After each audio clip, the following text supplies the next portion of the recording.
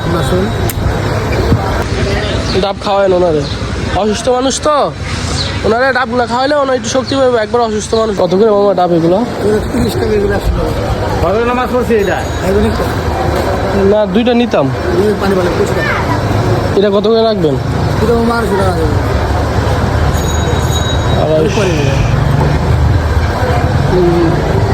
ভালো দেখে দেন, এই দুইটা দেন।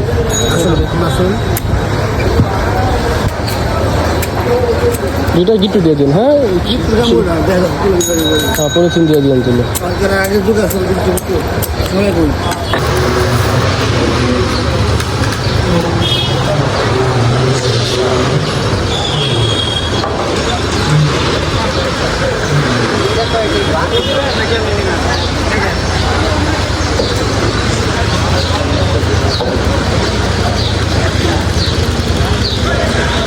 আসসালামু আলাইকুম।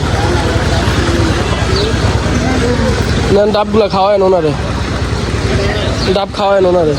অসুস্থ মানুষ তো, ওনারে ডাবগুলো খাওয়াইলে ওনার একটু শক্তি পাবে। একবার অসুস্থ মানুষ উনি। দুইটা ডাব আছে।